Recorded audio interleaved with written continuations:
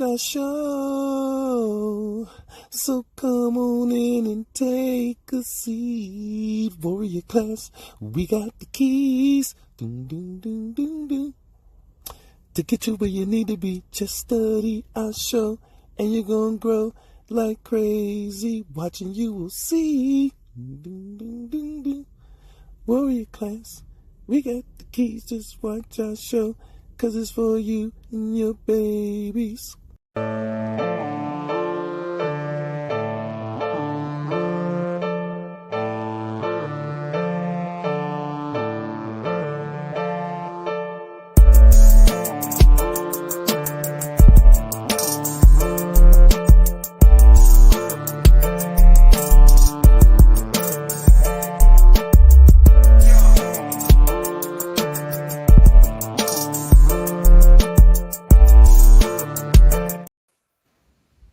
Welcome to Warrior Class. Where the teachers whip ass. And you will too if you pass. Hey. This is the Osun, the African Spirit of Revolution episode. Yeah, bro. We're going to get busy. First thing is news. We've been hit with Milton now, but we aren't feeling the effects in Atlanta at all. Not really. No. No rain, no nothing. So I'm surprised. Yeah, last time. But yeah, the last one was. Yeah. I mean, we lost internet for a while, but this one. But the last one was this one bigger than the last one? Wasn't the last? Yeah. Really? Yeah, this one's bigger, more powerful, but we haven't felt nothing. Didn't hit in the right place. I'm scared of it. Did the last one come further inland? Is that what it was? I don't know. It must be, because man, I know it's other ones already informing too, right? It's a one or two more, I think. Well, it's always so they go in alphabetical order. So Helene to Milton lets you know how many have already been between those. Right. But a lot of them they don't make them U.S. shores. Okay. Or they dissipate after a few hours or something like that. So I know we used to catch it all the time in Wilmington. They would skip right around and hit Wilmington all the time. I think they said Helene affected 6 states. So I think it's interesting all of the all the conspiracies and stuff. It's like ever since and I know further, but this year I think it started with Hawaii when they talked about how they don't understand how the disaster even happened and how that land was supposed to be invested by Oprah and all these people had investments over there. Now they talking about, I know for a fact about the area in North Carolina because that's where I'm from, how that has been the Silicon Valley, so to speak, because of the minerals that they have found that the people in that area had voted against them mining that area just last year. So I thought that was interesting. And also in Wyoming, I thought that was interesting. They're not really talking about the fires in Wyoming. And it's the same situation. So I just think that all that's it's just interesting to see what's developing and how it's developing. And I feel bad for the people that there's so many displaced people throughout, and you're hearing. I was just seeing a story of this guy in North Carolina that had a helicopter that the fire chief basically threatened to arrest anybody that tried to do rescue after the first couple of days. And they were saying you interfering with their mission or whatever, but they never did anything. So it's just very, very, very interesting. You got that. I just seen this morning all the people got fired in New York. I'm resigning in New York. I don't even know what that's about. With all those people that just resigned, it's like 10 people or something. Somebody might mention that in the chat too. That's crazy. I hadn't seen a lot going on. And yes, that's her cash app, Eugene Mason. Well, like I slid that in there, y'all. Yes, please, everybody. Aw. Thank you. Please show our whirlwind of death, the Amaniki, some love. Her birthday is coming up. She's traveling, you know. I'm taking a little trip with my son. You know how that is. To You the could mountain. always use some extra spending, extra vacation. Let her get that massage she need, y'all. She need that 1 hour full body. She need the 1 hour full body, y'all. Help her out, please. Do what you can. You know what I'm saying? Thank you, Terry Conley. Thank you, Eugene Mason. It's actually on Friday. It's this coming. It's 6 days from now. Wow, you get to have a birthday on a Friday. That is so I cool. know. My Yeah. birthday never comes. Your birthday has been on a Friday, B. Exactly. I mean, yeah, of course it had to be one of these times. I mean, it happened on the Friday. I wasn't ready for it whenever it did. I don't remember the Fridays. I always get the Tuesdays. That's the ones I remember. Like the 40, the big 50 and all, they be on like Wednesdays and all those kind of days. You know what I'm saying? I don't get the I like Sundays. that in you, Emmanuel Briggs. I think my 50th was on, I don't know. It was like Friday. Yeah, I think it was on a Friday. Yeah, y'all get the cool days. That's what we did that was the birthday that we did the party for, right? The big party. Right. I like a Friday. I know the party wasn't on your birthday, right? It wasn't. No, that's how y'all tricked me. So right, yeah. It was like it was a day before or a day after. Shout out to the 15-year-old that was named Times 2024 Kid of the Year. Oh, I saw that. The I think he's Nigerian. I'm not sure. He has the soap that fights cancer. Wow. So it's funny because we talked about there are more geniuses per square mile in Africa than any other place, and by percentage and stuff. And that was the beginning of the year. And this year, so many different African inventors have gone public. You got the young dude with the diesel fuel. He converts plastic into diesel. And he just came to America and met up with the African American inventor, the guy that has the machine that's in Detroit that takes air and makes water.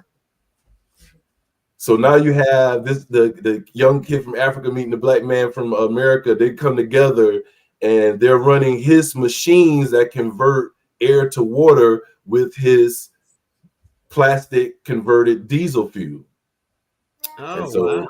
We just want to, I don't have their names. I'm sorry. If you know their names, please put them in the chat. But we want to one thing I want to say real quick to y'all out there, and y'all spread this message. Oh, and this is going right back to something I want to talk about. I forgot. Just remember the power of your word. If you don't know the power of your word, just know that it's very powerful.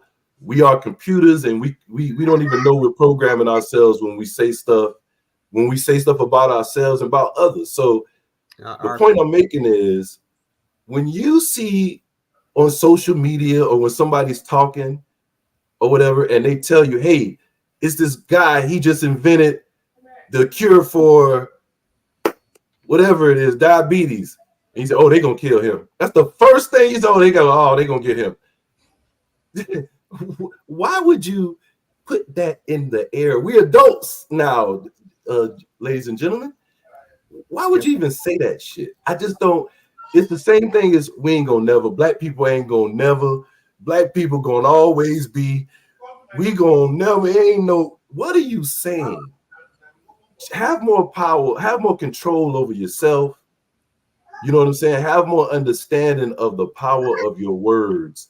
And when you see people like this, don't think they're going to be in danger. You should just love it, share it, talk about it, and congratulate and cover that person with your thoughts and prayers, but not in fear.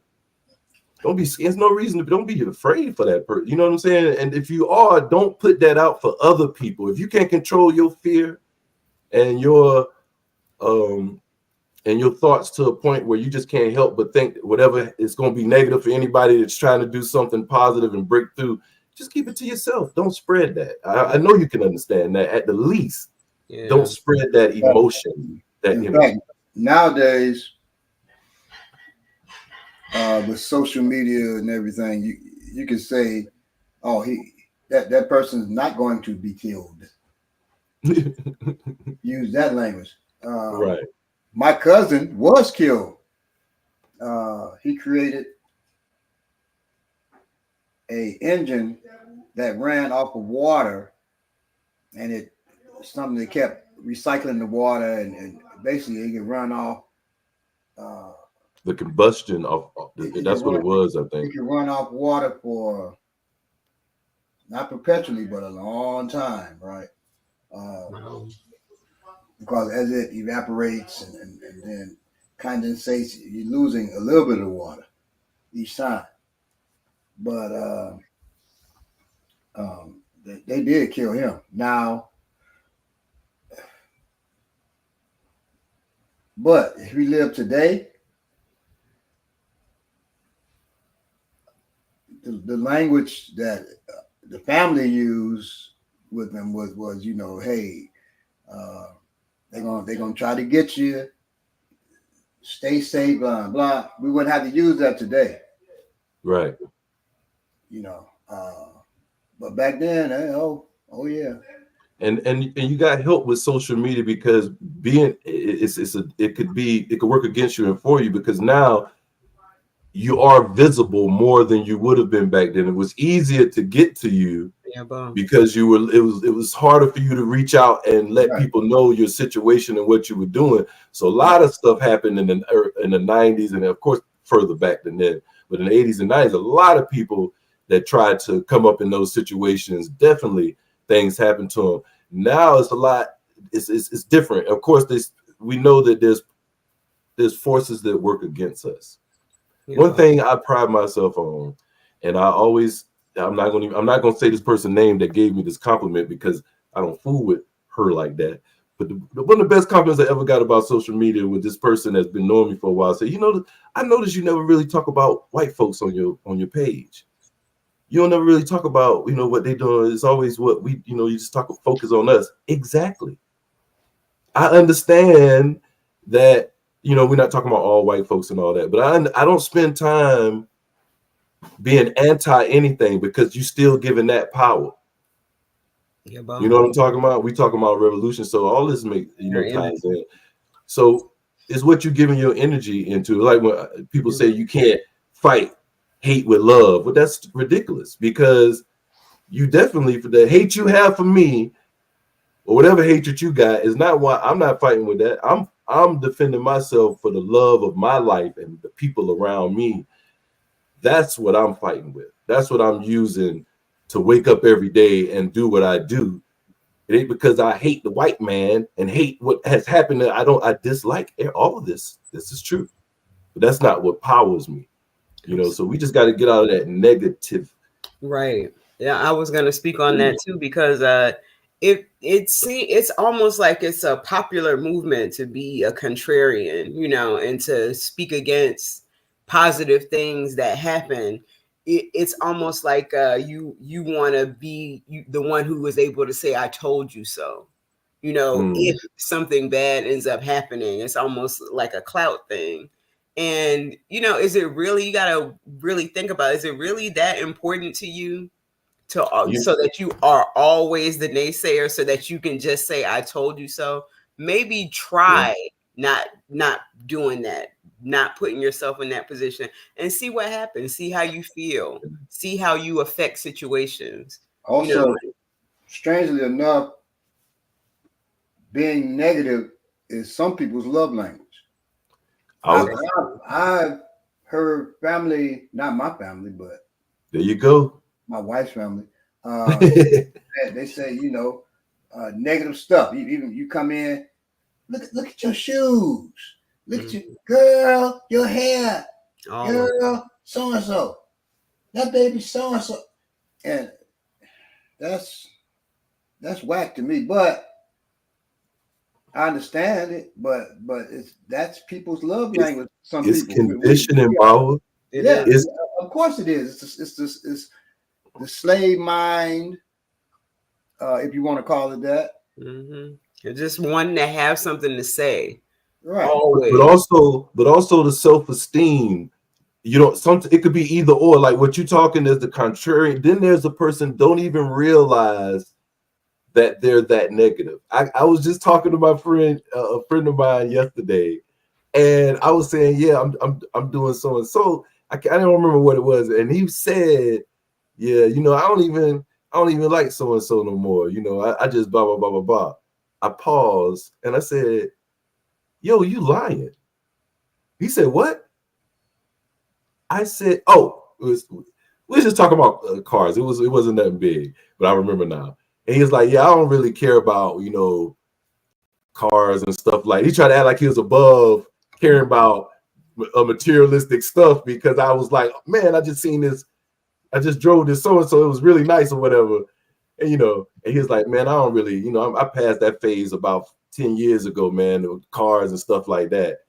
And I was like, you're lying. I just last week you was talking about the so and so. He was like, oh, yeah, you're right, man, you're right. Like, yo, we just lie to ourselves and don't realize it. That it's like we don't even realize what we're doing. Because it's a sickness. It's a sickness. When I was in college, this dude he would always argue. I kicked him out of my room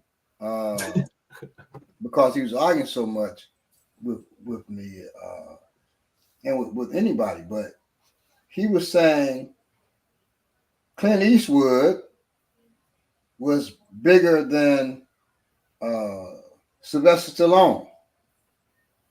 And Sylvester Stallone at that time was a steroid monster. Right.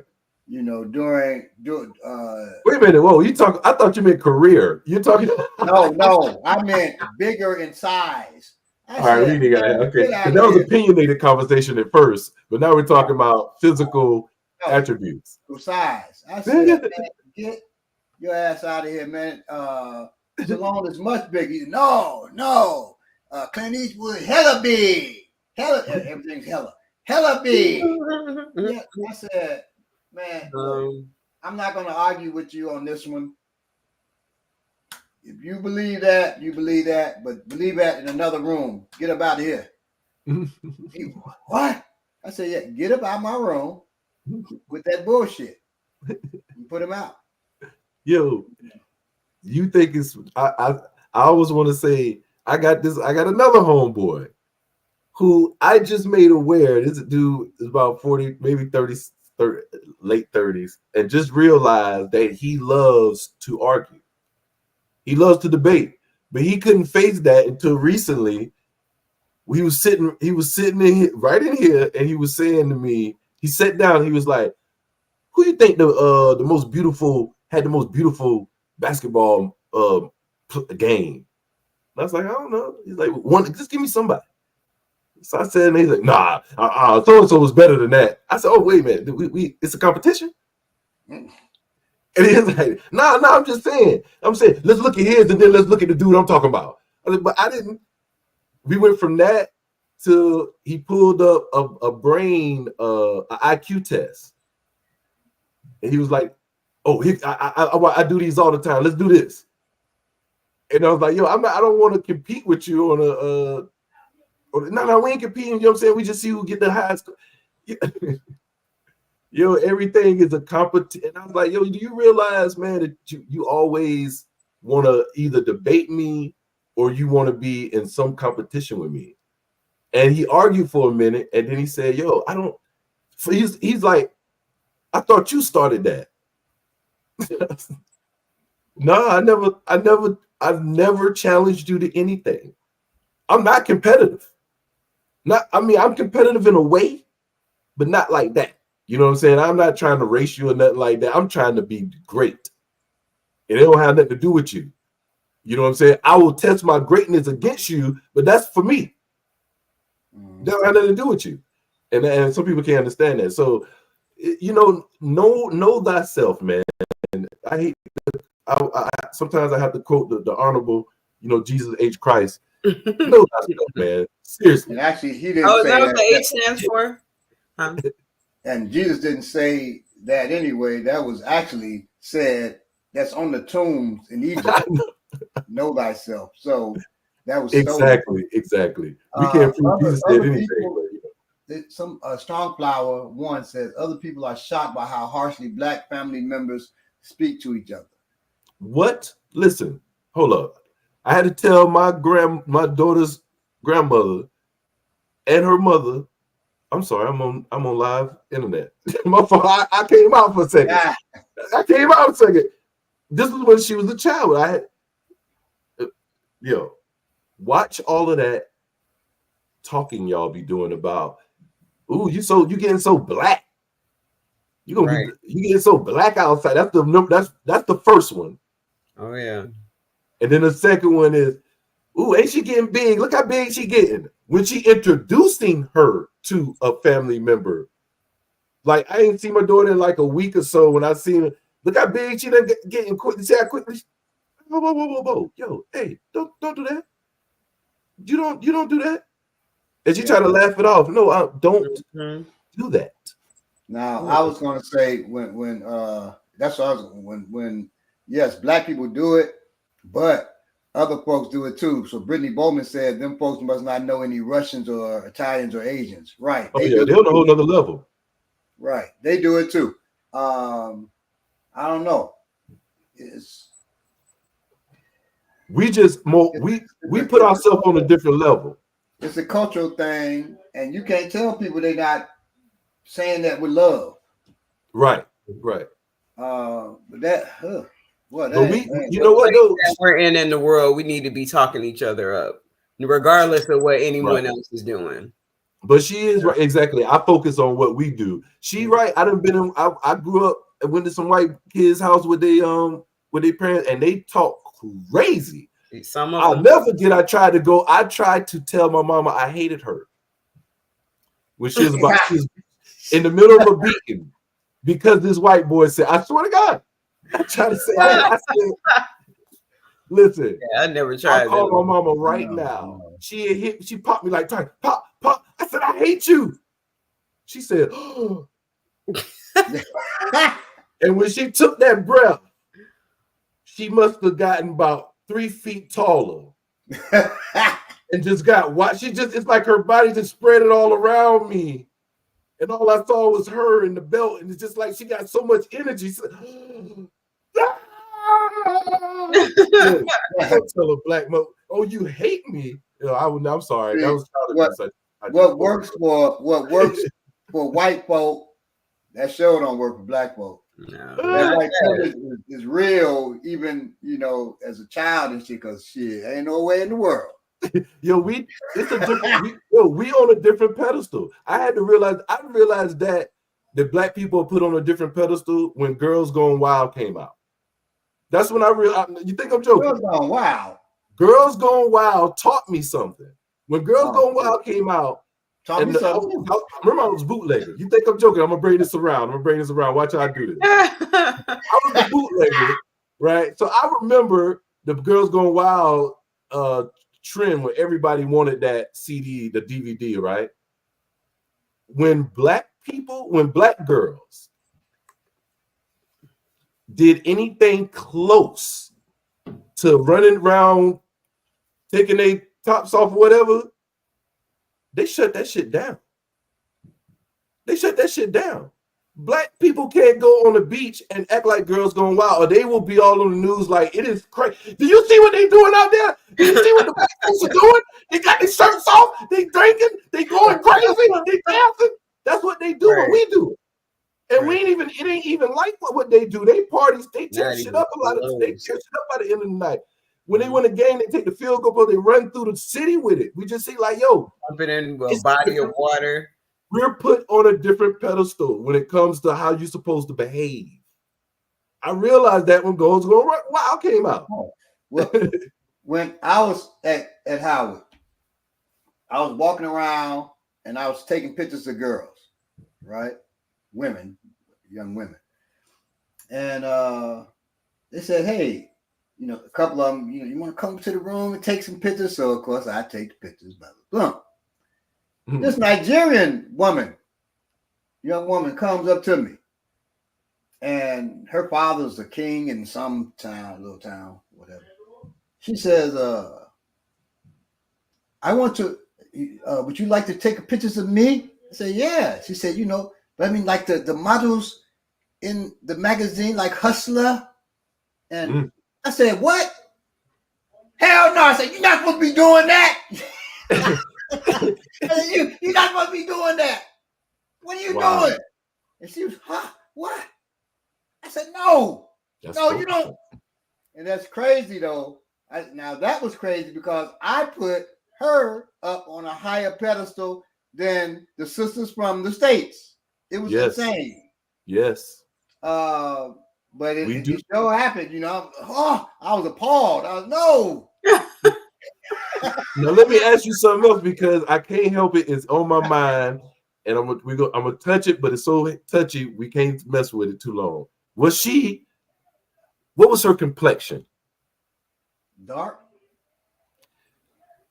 I just got this thing about, for some reason, I think I'm about to say something profound on live internet. We just talked about this. Boy.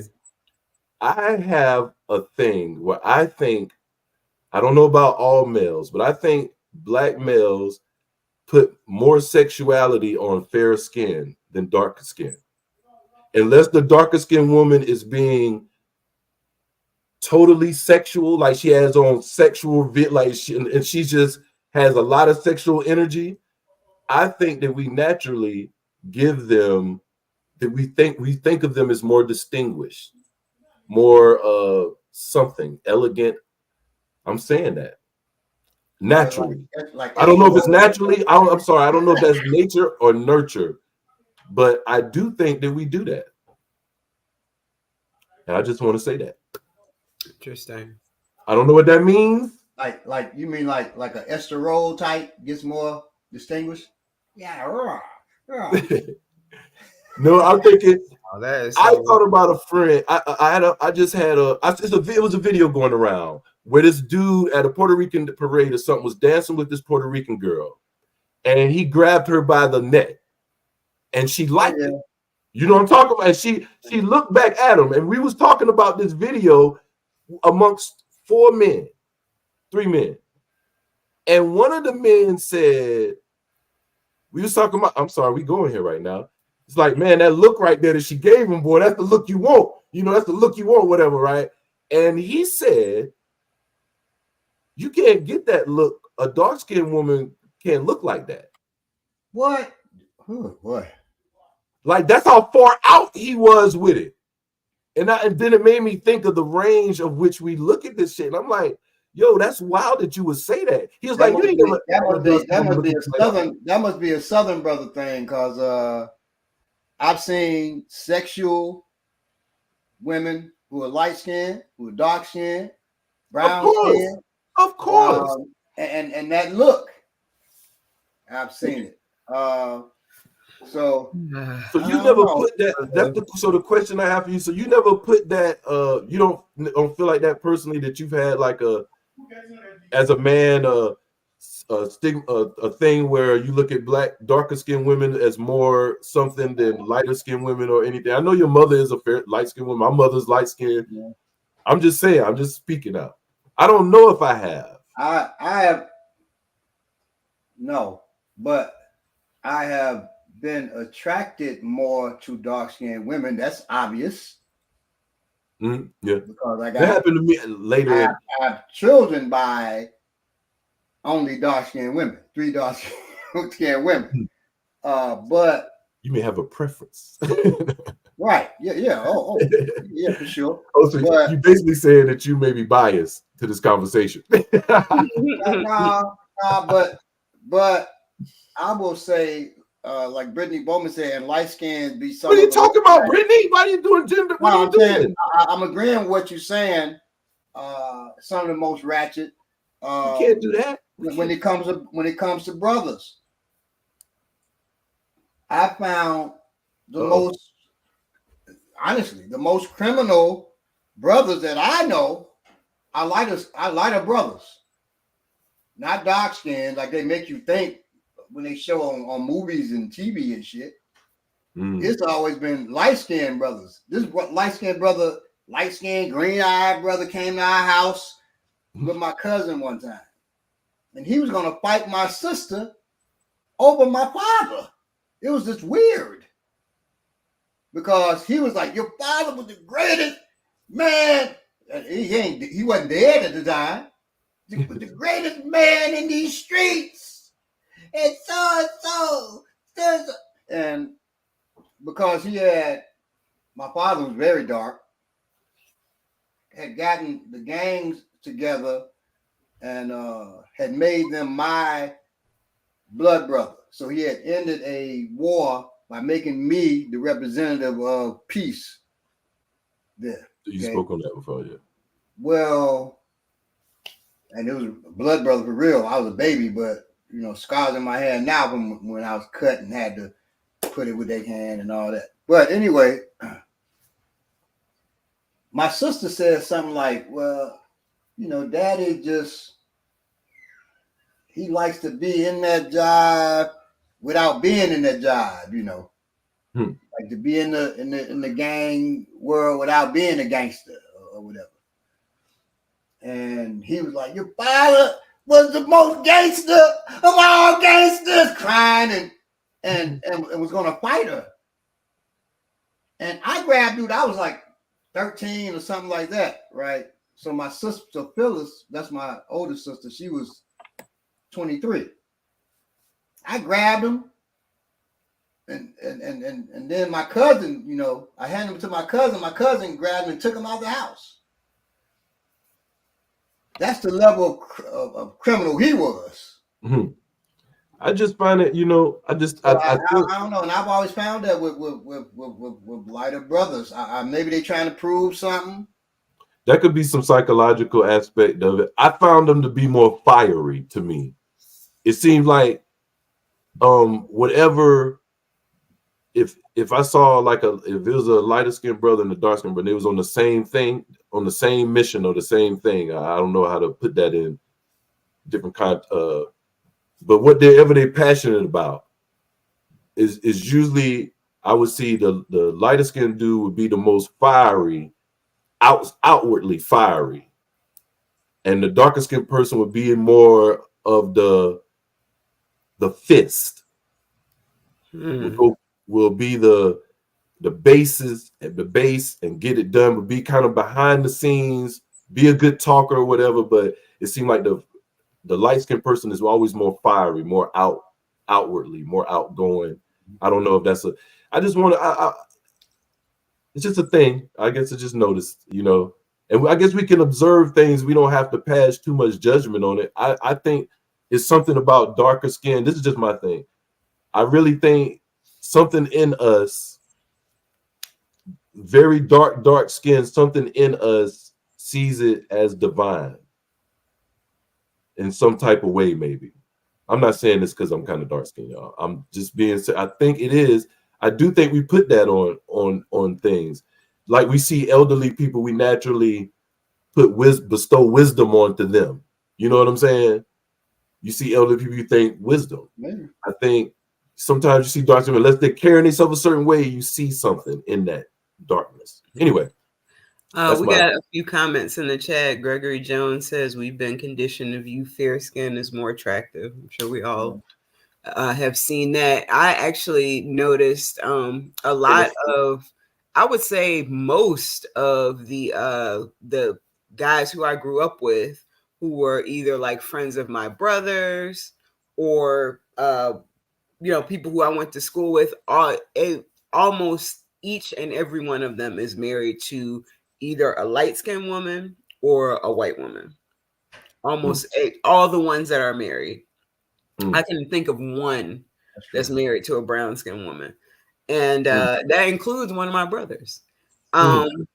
So, and then I also noticed at work, there are some captains who have very lucrative jobs. This is a place that I worked at for over 10 years. And when I started to meet their wives, it was like 5 of them, or no, 6 of them. When I started to meet their wives, each one of their wives was light skinned. That's something that I started to notice at that point in my life. That wow, if nothing else, I think sometimes lighter skinned women are considered more serious for marriage. I in what I have observed, I feel like that might be true. I think for the man who may want that token thing, you might be talking about, kind of. Yeah. And there's quite a few men like that. Definitely, 85% of the men are probably like that. Well, I know in my family, our age group got marketed. Most of the sure. light-skinned women in my family are married to darker men, and most of the Be right back, yeah. most of the light-skinned men in the family are married to darker women. So it's always that opposite thing seems to be. When I was growing up, I felt like I was naturally attracted to the opposite complexion of me. Well, my wife, I don't know why, but as I grew up, I started liking everything. My wife's dark skin. She was not, and the thumbnail for this episode, that's my wife. She was not attracted to light skinned men until me. And it was my personality, my teaching, all of that got me in the door first. Right. Last 3 women I dealt with didn't even like men until they met me. Damn. I don't know how it happened. I'm bad, motherfucker. Nah. You was a bunch of butch women. I'm with you. That's crazy. That's crazy there. Oh no. Yo, man. All right. Anyway, I love y'all, man. That's all I can say. Let me see. Now, light skin. I relationship wise, I was with one light skinned woman in a relationship.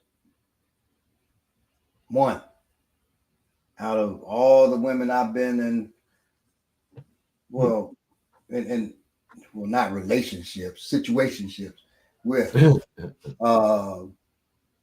One light skin. Yeah.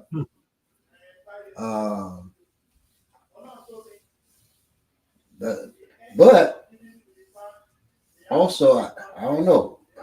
Light skinned women weren't checking for me either. It was always dark skinned women, A lot of men tend to go with them. I kind of tend to go with me. You know what I'm saying? That's kind of how I roll. Yeah, a lot of I don't know. I guess I'm pretty much like that too. Like shit, I ain't putting in too much work. Hey, on a woman really. And now I ain't putting in no work on them. So I ain't crazy, Mr. Briggs. I ain't crazy. It's a subconscious effort to fade to black. Is it a subconscious effort to fade to black? Is it more than just physical? Is it spiritual?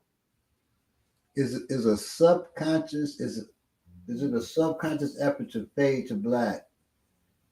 Is it more than just physical? Is it spiritual? Is it spiritual? It can be for some. I'll say for me. Now I had a man tell me once, it was, excuse my language, but he said it's the black ass. The black ass that when you see it, it just makes you just love that black ass. And I had to agree somewhat with that. So I guess it is kind of spiritual because when I look at a woman, period, I'm seeing that spiritual part, how she smiles, how she looks, It's definitely spiritual when you say like all of that. that's spiritual. Yeah, you looking behind. I look. If you really looking, you looking behind the face, behind the pretty. You looking for that what's sitting behind. And You even can when be you look, beautiful and look treacherous and beautiful. and even when you look at the ass, the curve of the back, that's what I'm looking at. How that goes with like that little dot in the I guess the tailbone, and then it curves into the behind. Man, Well, I'm gonna need you back now. We gotta chill out. We going crazy. I know. but that is beautiful to me, and that's yes. behind. A lot happened since I'm sorry. Oh yeah.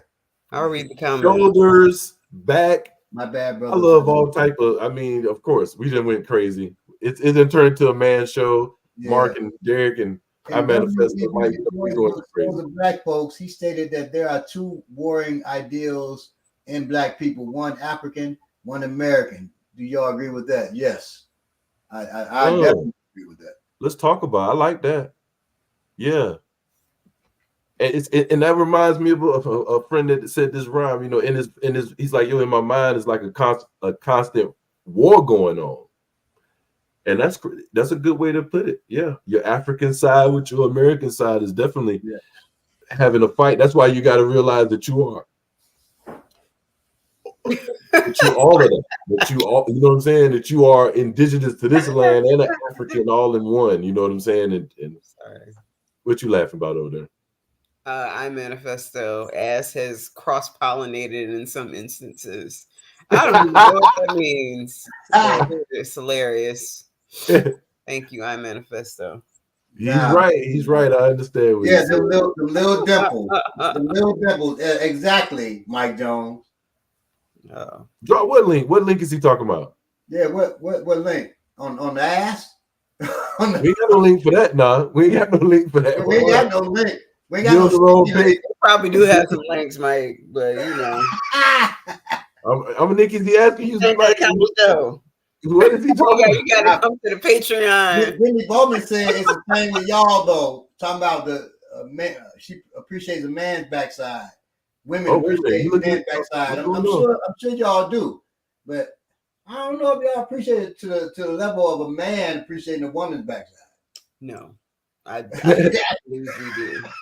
But you know what? Yeah, maybe there are some, but I'm gonna tell you what too though. Women, I think for men, we have a general census that all men can kind of tap each other. Hey, you see that? You see that? While women range is so diverse, it seems like a woman will like this, another woman will totally not like that. And it's like, is that something that you think is a thing, or is that me?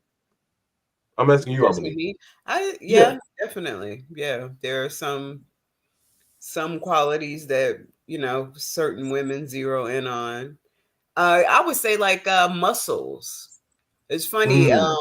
That was not a big thing for me until I got, I think, more trained. And I was like, well, even though it's still not a huge thing, I understand. That's protection. That's certain. Right? Yeah. Sure. No, some of mine. That's protection. But when I was younger and I would see other, young girls or women go crazy about men who had like muscles, like big muscles, I'd be like, okay. It just wasn't my thing. No, I don't think that's true. I manifesto. He said they all like jack muscles. No, definitely that's not true. My wife likes a muscular body, but not jacked. Yes.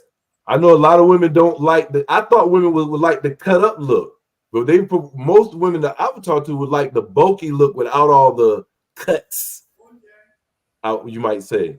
The cuts can be weird. Yeah. I don't know about that one. They like a big fat motherfucker. I know them like a big. Hey, I will never forget. I know some women who like a fat man, but not many. One of my cutest cousins, most beautiful cousins, I'll never forget her telling me. I was like, "So who you think look good?" They was talking. A bunch of girls was talking about rappers and stuff who they like, and she told me that she was in love with Beanie Siegel. I'll never forget it. The rapper. She was like, Beanie Siegel, he's just so sexy. Like he's just, and I'm like, and the look in her eyes, like I'm talking about that starry-eyed look, like she was gone. Is that the look, or is there? I meant to ask y'all what the look was. That's not. The look was insane. That was insane look she had. Kenny Coleman says, I think it's by design by the patriarchy, so that more men of varying levels of attractiveness can still get women and procreate. Yeah, probably. So look, the look. Let me tell you what the look is. If you ever seen somebody hit the ground and they bust their head, and as soon as they hit their head, they go. That look right there. That's what they like. That's the look she had. She had a look like she was stunned and incapacitated. Oh, okay. Exactly. Okay. Under some type of. That's not the look I was talking about.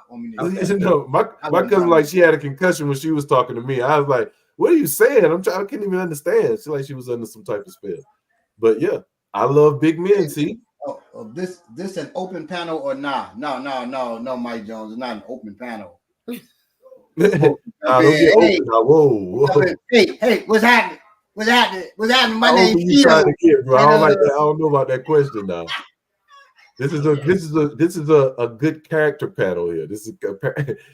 So when you say big men, do you mean like overweight, all big, or do you say over, like you like big pop bellies, or what you mean? And we gonna get into the show. We ain't trying to. Well, and actually, the ass part is part of the show. But go ahead. Yes, it is. Both. So Brittany, she said both. Now, see, this is so interesting to me because I wonder what part of that attraction is dealing with what it symbolizes. Like, does that symbolize something? Like men, right, being able to protect her. Was she like big bellies and all that? I said big bellies too. She said both. Still being able to protect her, being able to hold her, being able to. You a big titty bear. Okay, I feel it. And also, I know. I mean, this wasn't necessarily our culture, though it might have come from our culture anyway. But it used to be that I know when women were bigger, that was a symbol that of like wealth or opulence. Not was, it still is. Money, yeah, money to still eat. Is. Yeah. So, and yes, it still is. And men too. It's a symbol of wealth. And I think that's a subconscious thing that we still have here. We see that when women see men that are overweight with the belly, like that's some type of security that stands for that. It stands for some type of security. But the streamer, why would you? I'm so no, sir. But no. So he was saying, no, we ain't dropping no link. Okay, so he made the stream. Oh, you want to be on the show, right? Oh. Yeah, the only problem with that, Mike Jones, the only problem with having you on the show, Mike Jones, and this is not you, Mike Jones, for anybody that we have never seen before that just jumped on the chat and say drop a link, we don't know who the hell you is, bro. You can get on it.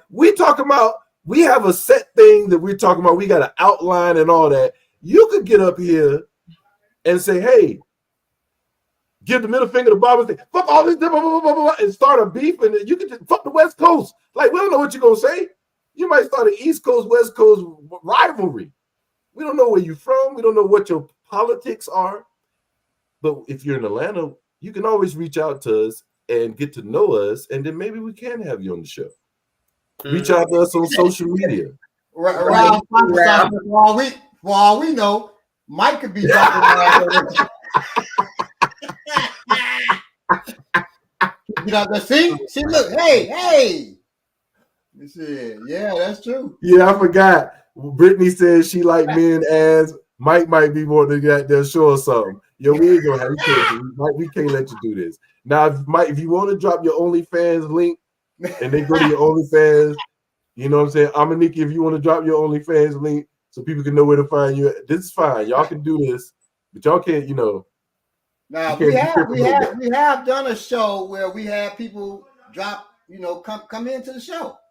We definitely. We've done that. Ask me now. This is a good convo. It is. Yeah. Great convo. So we're about to go into it. yes, we're gonna get right on into it, and we Just appreciate keep y'all. coming back, Please Mike. hit the likes. Please hit the like button. Yeah, I Please, ain't on that nonsense. I hear please share. you. We appreciate you, Mike. We know we joking kid, man. We don't know if this is Right. if you've ever watched this before, but we kid, man. We know you ain't on that. But of No, course, Darian, I do not have an OnlyFans. Let's not even put that out there like that. Right. As me, I might have one by the next day. I got an OnlyFans if you wanted those, Darian. Hey, yeah, I got an the OnlyFans. It's called it's Shake That Ass, Adam. That's my app. Shake That Ass, Adam. Wow. That's your email address too. I just noticed that. It gotta be true. Right. Right. So Osun is the Orisa of Beauty and Love. She's also the spirit of human rights activists and the revolutionary, as well as a giver of children, riches, and all the other good things of life. Osun fights discrimination against women and revolts against patriarchal systems. Among the Orisha in Isheshe, which is traditional Ifa, is practiced in Africa, Osun is respectful, strong, and notable. No adjective is enough to describe her and her deeds. She is a mother, doctor, redeemer, wife, and as stated earlier, a revolutionary and a human rights activist. She is the definition of a heroine, and any brave woman today takes after Osun. Do we know any Osun? Huh? We don't know any. Do we have any Osun people in the chat? My wife is an Osun priest. She's an Osun priest. Okay. Kunle, who is referred to frequently. Osun Kunle. Me. Okay. Who else? Shit. All my daughters. Okay. So there's several people in there, Osun. Questions are always good, bro. Just put them in the chat. We try to get to them. I don't know about Ogunlewa. Okay. Eugene Mason says he misses African spirituality. We all do, Mr. Mason. We all miss African spirituality. African resistance. African spiritual resistance, yeah. That's what it means. My wife wants to get back to it, but she's so busy with traveling and stuff that she can't do it right now. All right, so for thousands of years, the Odu Ifa, which is the body of knowledge in the Yoruba culture and spiritual tradition, has demanded gender balance in virtually all spheres of human endeavor: government, religion, politics, economy, sports, and other human social activities. For instance, in Yoruba society, men dominate governance, but women are not excluded, though in modern times they are underrepresented. Women also become traditional rulers, either in acting capacity, regents, or substantive in some communities. How do you say this, Bob? Akiti and Ondu. And Ondo. And Ondo communities are typical examples of these, as these two areas have parallel female and male political institutions that are still maintained up till today. So while there are male and female Orisha, not Orishas with an S, while there are male and female Orisha, and humans can have either as their Orisha, there are male and female priests, male and female kings, male and female war chiefs, and so on. This is all due to Osun, excuse me. Osun. Ose Tura is the holy Odu and Ifa that speaks about Oshun being sent to maintain world order. The world, which consisted of 16 male Irumole, or primal powers, did not invite her to their meetings or to help with the work. They only sent her the animals that they had sacrificed to cook after offering them. After Osun prepared the food, they prevented her from eating any of it and would not discuss the goings on in the meetings around her. Osun became very angry. She began to use the power of the Iyami and the ancestral mothers. This awesome power made everything they did useless. The male deities did not understand what was happening. They had never been dismissed by Olodumare, the supreme being, before, and all their efforts and petitions and ceremonies were becoming fruitless. They came together to consult with the Orumila, or is that right, Barbara? With Orumila. Orumila, excuse me, with the Orumila, the Orisha of knowledge, wisdom, and understanding. Orumila suggested they consult Ifa. So Orumila brought out his instruments of divination and consulted Ifa. The Odu that appeared on the board for the first time ever was called by the name Osetura by Orumila. Ose on the right, Otura on the left. Orumila departed to seek guidance from Olodumare on the Odu. It was there that he met Ese Odara. Eshu Odara. Eshu was with Olodumare. Eshu narrated to Olodumare the damage that had been done to the work of those on earth because they had failed to invite the person who constituted the 17th among them. For this, everything was being destroyed. Real quick, Baba, if you could just the Orisha are, you could look at them as principles, or how would you want to explain it to them, Baba? Force of nature embodied. Yeah, Bob. Copy that. Okay. Olodumare understood. When Orumila presented the grievances of the male Orisha, Olodumare told them to apologize to Osun and to invite her to participate in all their meetings and the sacrifices that they offered. Everything became calm again after they agreed to let Osun, the 17th among them, see all their secrets and attend all their meetings. Osun had one condition, though. Now that they were satisfied, she said that she would carry a child in her womb. They must make this child a male child, and this child will accompany them in their work as a substitute for her. They used their power of Ashe to ensure that the child would be born male. They placed their Ashe each day above the head of Osun and prayed until the time of Osun's delivery arrived. She gave birth to the child. After the 9th day, she permitted them to see the child for the naming ceremony. When they saw it, it was a male child, and they rejoiced.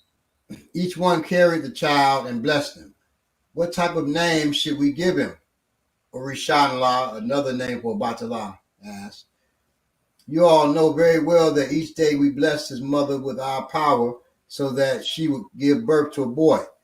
This child shall justly be called Ashetua, which translates to power brought him us. Orumila consulted the oracle about the child's destiny and to determine the Odu he was born under, so that they could initiate him into the society of Ifa. He was taken in the forest to the Igbo-Du, where Ifa revealed that Oshe and Otua were to be his Odu. Orumila said, the child that Oshe and Otua caused to be born, we formerly call Asetua. He said, it is for this reason that we should call the child by the name of the Odu Ifa that gave him birth, Oshetua.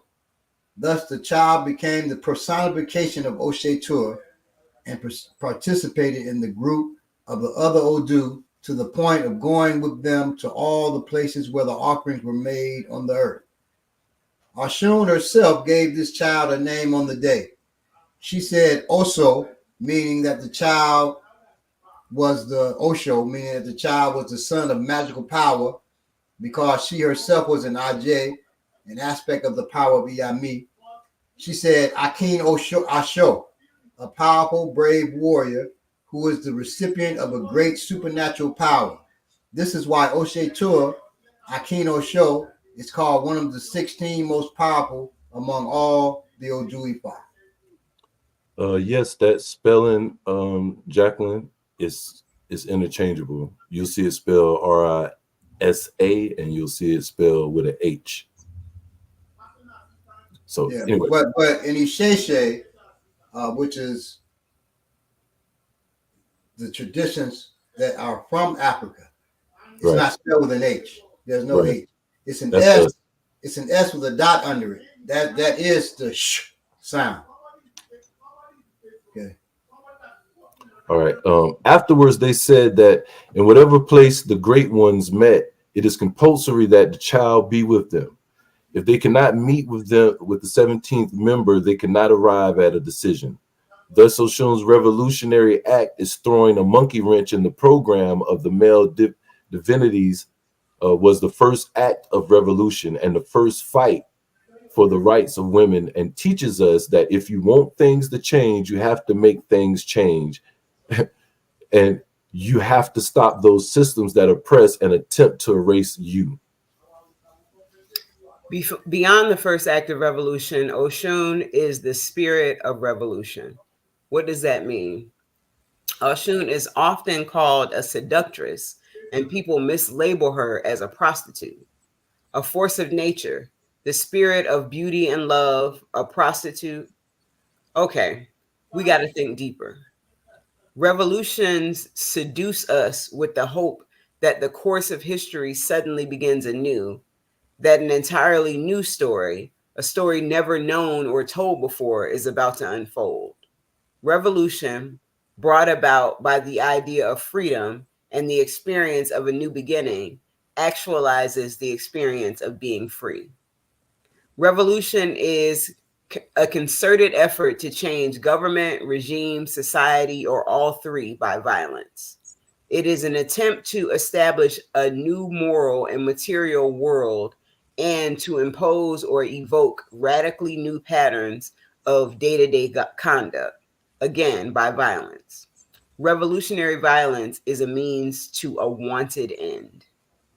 Revolution is a successful change of government, regime, society, or all three by violence. It is a rapid, complete, and violent change in values, social structure, political institutions, government policies, and social political leadership. A violent, fundamental, and abrupt change of incumbent elites, status and class relations, institutions, values, symbols, and myths. The relationship between Oshun and Ogun, the spirit of iron and war, and revolutionary violence is illustrated in this story.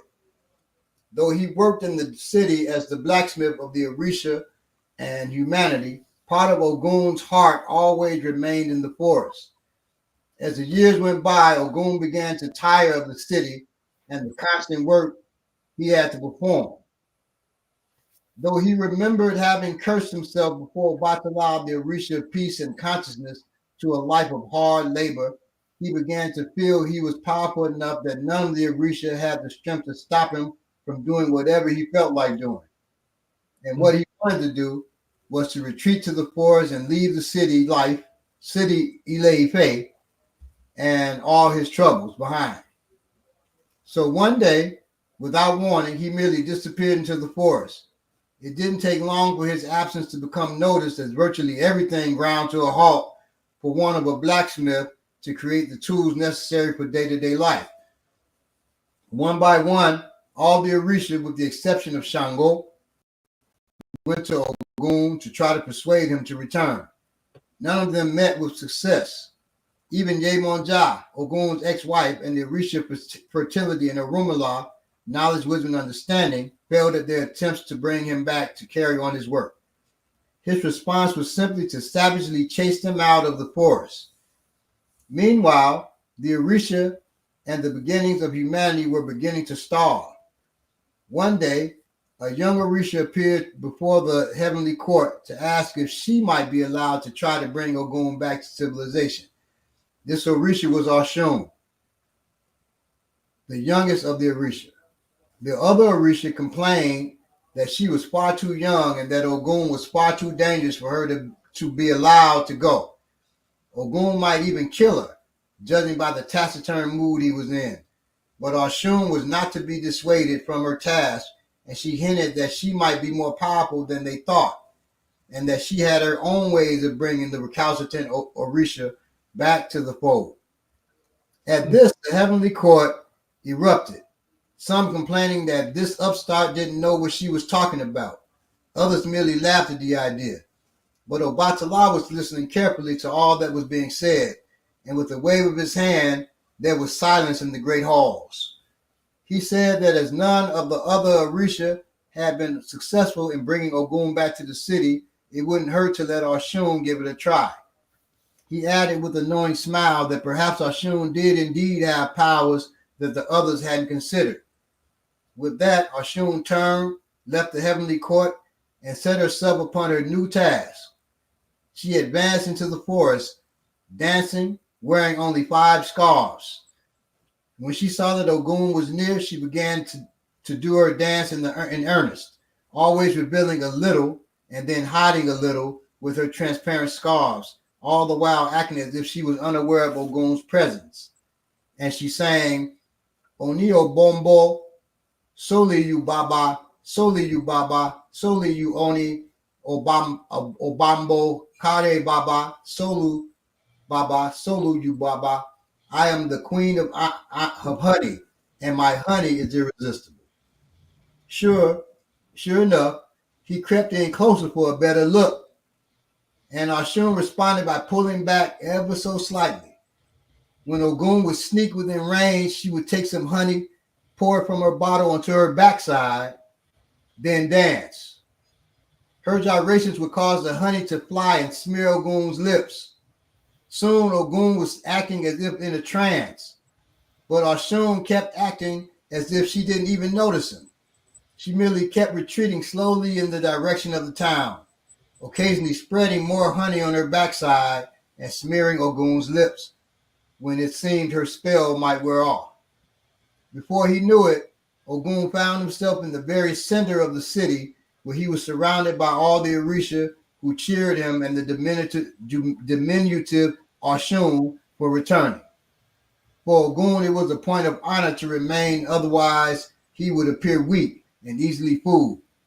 And all learned that sweetness is sometimes the most powerful weapon of all, and that indeed Osun was much more powerful than she appeared and was to be respected.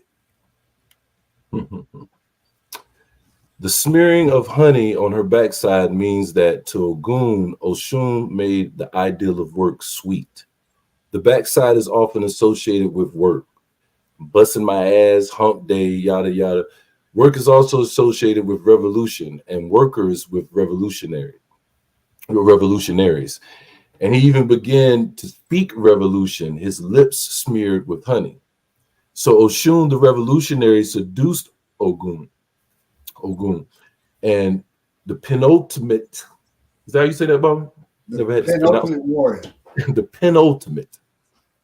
The penultimate warrior, sparking the revolutionary spirit in him and presenting the now revolutionary Ogun to Ife, the city of love, where he will now use his formidable skills in war.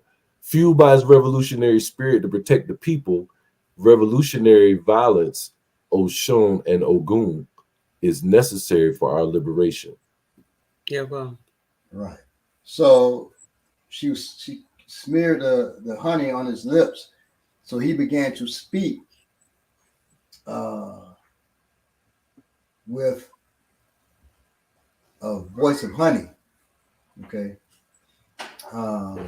That is the voice of revolution. That's the voice of revolution. It's supposed to sound good to people. It's supposed to incite things in us. In fact, the spirit of Ogun in us. So, in the spirit of Osun in us. Osun is a revolution. Yeah, bro. Ogun is the workers and the work that fuels the revolution. The power of the woman, man. I was just thinking, I was arguing with this guy. This was years ago in front of a barbershop. Wanted me to give him a ride, and I was like, man, I'm not going that way. And we got into an argument, and a woman walked by with a nice figure, we'll just say, and me and him stopped talking at the same time. We was getting to that point where I was starting to think, well, what is about to go? Because I'm not gonna keep going back and forth with you. And I could feel he wasn't scared. It was getting to that point. Men know what I'm talking about when you get into an argument and you start thinking about the possibilities now. This person getting aggressive. I don't like how loud. I don't like this tone.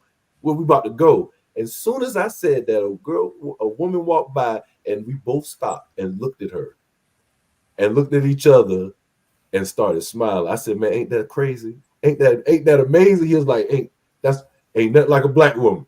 And we just sit. What we talking about? That's the power of a woman that the woman has, and don't even know a lot of times. We talked about that before in an emergency situation. Or if a woman want men to get something, if they want men to do something, say it in front of people. Get in the crowd and be like, y'all gonna let this happen? Y'all gonna let this? And men gonna move for you. But you got to know that too. Because you got that power.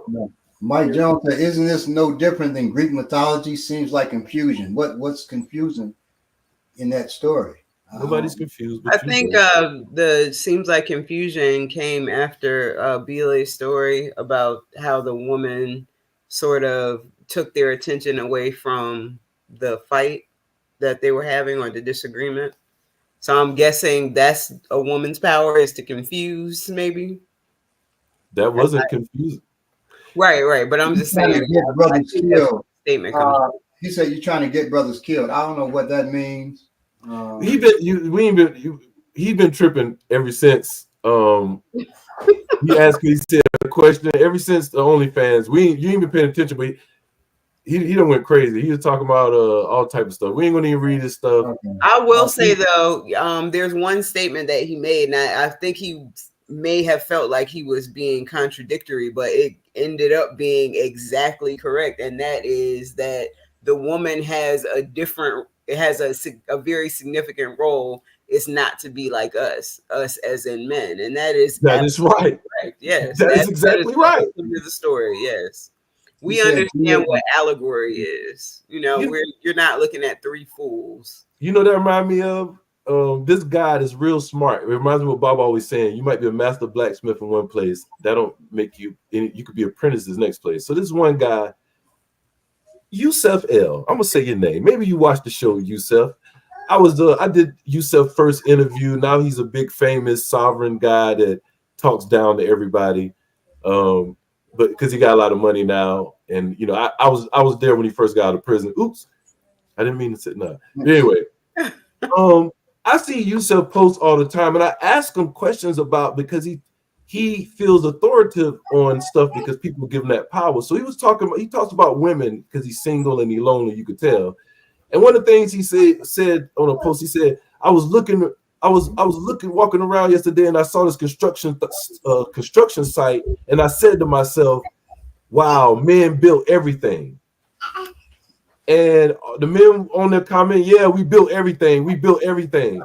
And I'm looking like, is that a beat on the chest? Like, we built everything. What? Hey, like, yo, what are you supposed to do? Ain't we supposed to build stuff?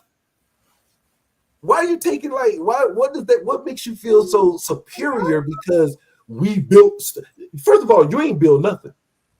You don't know how to build nothing. I can tell you right, I can look at you and tell you don't know how to build nothing. I said that. But I'm not trying to attack the dude, but it's just the point how some men feel this superiority thing because they're physically stronger, I think. And men can build stuff. It ain't like I've seen women build stuff too. It's not amazing. I've seen women build a house, So, this in complex. I don't know what kind of issues y'all may have with yourself where you feel like you need to be big, but men are bigger than women normally, and you should go build stuff. I don't see women like. I looked at this. I went to this nursery. I went to this elementary school, and I saw all women teachers. We teach the world. We the first teachers. We know that. Right. We had the babies. We look at Right. all the babies we had. Like, yo, we just ridiculous, man. This gender war thing that we on, man, it's corny, bro. We need It's each corny. other. Like, we are superior. Yo, there's yo, no we are superior. That's why we are here to complementary. protect the family and legacy. Okay. You just stumbling and bumbling. We put the I baby. think that might be in for you. me. We put the baby in you to have. Okay. I'm gonna say this, and then this might be your end of your journey on here, Mike. But he knew that. Mike did this on purpose. Women. It's from the old dude, Cash. Women are the closest that you, me, and anybody has come to witnessing God. It's the closest thing that we, in fact, the name that the Yoruba have got, Olodumare, in that it is Odu. O is owner of. Odu is the womb. Okay, so what you're saying, man, is really stupid. And you can say, I don't care, old head, get over that, elder, whatever. We're not in Africa. Right. You're here. Fuck you. Voluntarily. Now, fuck you. And that's all I have to say about that. And he is out of here. Oh, Mike. Damn it, Mike. So we love thumb thuggers, man, but you got to keep it in perspective when you thumb thugging like that, man, and putting all that sauce on them little hands when you're doing like this, when getting you going crazy in there. He's talking crazy Judeo-Christian bullshit. Right. Yeah, he's talking that crazy shit, and then talking about we don't care about Africa. No, you don't care about Africa. Right. You don't care about Africa. The very thing, I am African. God damn it. The very thing that you're talking about, you don't care about. Well, I don't know. He may not be African. I don't know what the hell he is, right? But for those of us that are black on here, we're African. I don't care if you're from England. I don't care if you're from New Jersey, Detroit, or wherever the fuck you from. You're still African.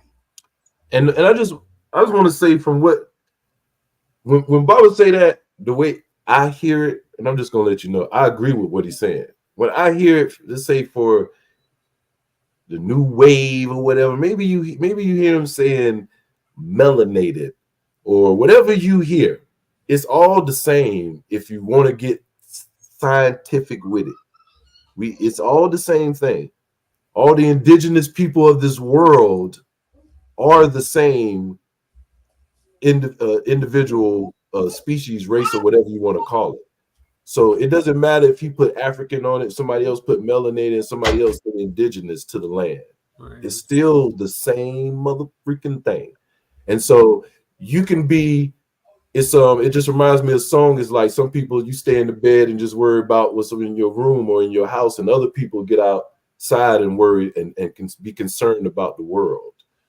So we concerned about all of our people wherever they at. I'm not concerned with just the people in my neighborhood or just this house, or just this chat. You know what I'm saying? So it's all good.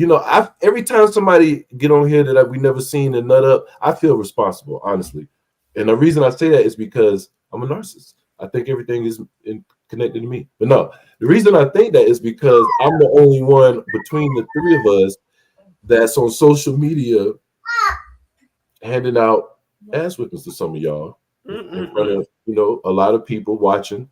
And I'd be, once you say something disrespectful, I give you the old in front of all them people, and then all the lights happen after I done said all that, and then you can't say nothing else because I restrict you from being able to talk. I delete your long comment that you really got busy on, and you get mad, and then you find out I got a podcast, and you get up on here and you want to get your get back. I feel responsible. A better way to do that. All his comments also. Not all of them. No, I mean, talking about on here. Yeah. No, I'm talking about. He made a comment I wanted to address actually, but I'm sorry, I didn't. No, I didn't. I think they automatically delete on here. Oh, okay. Once you kick them out. But anyway, so I take responsibility for some of those folks to jump on here and be going crazy because I know I'd be giving you that. I'd be tearing you up on those. You got to come and get your shine. But a better way to do that would be to come to class and say, "Hey, be like you that hey." Right. Call Baba old head in class. You know what? Person. I can tell you, Baba really liked it. But come to class and say, "Hey, old head, let's roll around a little bit." About all of that or whatever. Listen, if you want extensive, I'm so serious right now. If you want an extensive lesson on self-protection, and listen, you probably won't even have to pay for this one. I was gonna say I'll pay for you. I don't think you gotta pay. Just come to class and be like, "Hey, old head." It don't matter if you come late. It don't matter. You can stop in the middle. If we're in the middle of something, if he's talking, he might be working with children. So don't even worry about it. Just like, "Hey, old head." Right. Whatever you say after that, it don't even matter. Just start with that. And I guarantee you're gonna get some type of training. You're gonna talk about it in the shadow. Training for sure. To the police, you're gonna be talking to somebody about the training you got. Look, one thing he was saying that I wanted to address is he was saying, and I have never been to Africa. I do want to say that. And I there's Africans who I know, who I deal with on a daily basis, but I'm no expert, but I will tell you what I have been told by people who have been there. He said something like Africans don't pump this nonsense or whatever he said. It's only African American. He's talking about Ifa and the Odu and all of that. Huh. From what I understand, many Africans do deal with this. I'm not going to say all of them do, but it's something that happens in the background. It's something that they may not even discuss. I had a brother who dealt with Ifa, who I actually, I think I gave him a few rides. He was here for a conference, and he was talking about how you could be in the town square at night and everything is going on in the town square and go right back to that same place the next day, and no one knows what you were talking. No one knows what you're talking about when you're looking for this person who was doing this work or this person who was doing something else. It's not something that may be practiced openly all the time, but it's definitely something that is there. And to be Christians, they be Muslims, they have exactly, and they still do this that too. Because they use it like a tool more so, in some places. So basically you know what you're talking about, and we love to have you come to class and call Baba over here. We don't want you. Don't do that. That's what he's talking about. Don't do that. Don't come to class and call me an old head. Don't do that. I want better for you. You're gonna get what they want. They want to get your ass whooped, and that's what's gonna happen. Don't do that. Don't come to class. The old me would have welcomed you. Don't do that. And we love you loving this space, son. I can only take so much disrespect now. And he don't. That's a lot. He don't. If you just call me an old head, I wouldn't just whoop your ass. Hey, don't call me that. Blah blah. If you call me that in conjunction with saying women, we rule women because we protect them, and women, don't talk that cause we gave birth, because we put the baby in you. You talk all that shit and call me an old head, you're going to get your ass whooped. You're going to get your ass whooped then. So I advise you, and I've invited people to class now. I'd advise you though to stay away, because you're full of. He's the type of person that after I whooped his ass, he called the police on me. He's that in type front of of in front of you, Baba. In front of you, he get up and call the police right there. Right in front of me. Well, he'd be trying to call the police. Right. Yeah. He'd be trying to call police in front of me and lose the phone and get his ass whooped some more. So that is a, that's the type of person he is. Man, people like that, boy, they really, now they get me. Not you people get me. But people like Derek, that was just a shame, though. Yeah, Derek, you're right. They do practice ultra instinct. I'm sorry. No, I was just saying, Derek. This woman hating weirdo shit is real suspect. Yes. So you're right. It's just like it's no different than pastors here. You'll find that some of the biggest pastors will be Shriners. So just like you said, run to a shrine in Africa, be politicians, pastors, run to a shrine. Same way here, you'll see pastors and reverends happen, and they'll be Shriners. And the reason that's significant, there are so many preachers that I know that deal with hoodoo.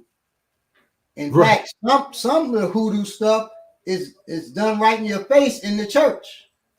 Exactly, just like the Shriner stuff. And the reason that's significant is because Shriners greet each other with Assalamu alaikum. You didn't know that, so that's why I'm saying it. So yeah, there was a preacher here called Father Divine in the old days. Father Divine. Yes. You would go to him like sitting there as he's preaching, and then you would go to the back and you would get divination. And he was a famous pastor here in the States. So all of that but the only difference between him and me is I don't hide what I do. Well, that's the difference. I don't wrap it up in Christianity. I know why he did it, so because he made that money. So he wrapped it up in Christianity. But I don't have to do that. Yeah, bro.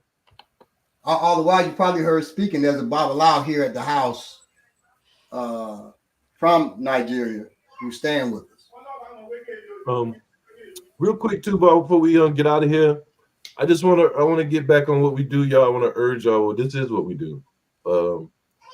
During this season with the storms and everything, this is a simple little covering up the logo because it came with the insurance that I got. Simple little pouch that I keep in my car. You should have one of these in every vehicle that you have.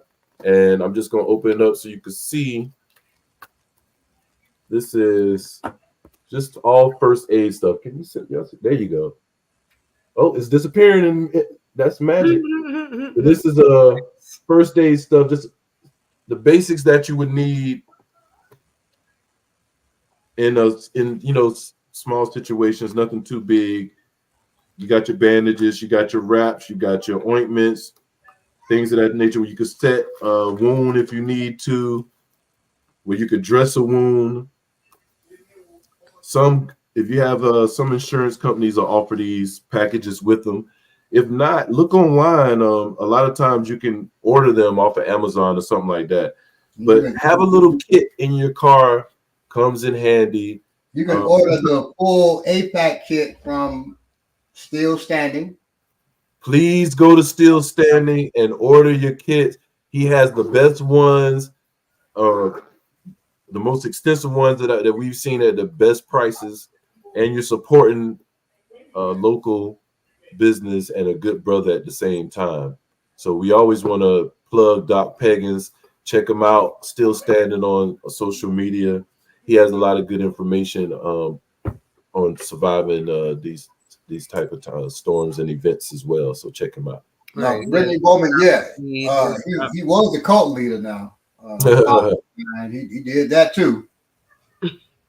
On top of everything else, yes. He was a cult leader. So okay, when I said the only difference between me and him, I'm not a cult leader, but so there's two differences. I'm talking about as far as Ifa, dealing with Ifa. But I ain't with the cult shit. other than culture. Ah, Yeah. I like it. Like what you did there. Yeah. Like what you did there. That's the writer in you. Hey. All right, y'all. Thank you all for joining us.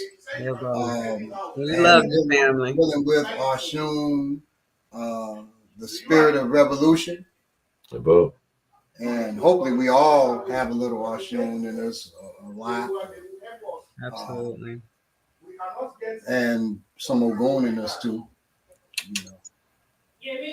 So I want to say thank you to everyone for the birthday shout outs. yeah. And any contributions that Listen, send her some cash app this beautiful black woman. Listen, if everybody in the chat just send her, you know what I'm saying, say a real small amount. Say everybody in the chat sent her like just say $300 each. It's small, something like that. It's a small gesture, but it could, you know what I mean. It don't mean a lot to you, but to her, you know what I'm saying. It ain't, you know what I mean. Because you're only 21 years old one time. So exactly. How many times you gonna get 21 again? Come on, y'all. Exactly. $21, everybody. $21 each. $21 each. Let's do it. He and I are gonna hang out a little bit. Boom. There you go. All right, y'all. Meg Thee Stallion concert. You know she want to go. She's big Meg Thee Stallion fan. Yeah. Come on. Now. We are going ziplining though. You can give the Megan Thee Stallion album. Oh yeah. Because she will rock and that. Megan Thee Stallion outfit to go along. Boom. We ain't gonna even say nothing else. That'll be when I open the OnlyFans. Right. All right. You heard it first. And give you that look. Give you the look. I'm talking about. We're gonna talk about the look offline. I have to know. Oh God! Thank you, I Manifesto. I love y'all. I appreciate y'all. He talking about your smile. I was about to say. I thought he meant me. Damn. All right, we meant all of us. I respect it. I'd rather him be talking about you. It's okay. All right, y'all. Y'all be safe, man. Y'all be safe out here. Be safe wherever you may be. Stay black or whatever you may be. Stay chiseled. Stay chiseled, please. Unless if you weak bone, don't stay weak bone. If you weak bone, get out of that. No. Stay chiseled. So if you weak bone, you ain't gonna be. If you weak bone, you ain't gonna be chiseled. If you chiseled, you ain't gonna be weak bone. See how that works? You stay black or whatever it is you are. You might be weak bone though, Bob. Don't stay weak bone. Well, you can be weak bone and become chiseled. There you go. But don't be if you weak bone, we're gonna get that out of you. Yeah, Bob. So stay black. Baba say he ain't gonna say anything incantation to put that fire on you. He gonna do it himself. Exactly. So love y'all. Stay black, whatever it is you may be. Peace. Peace.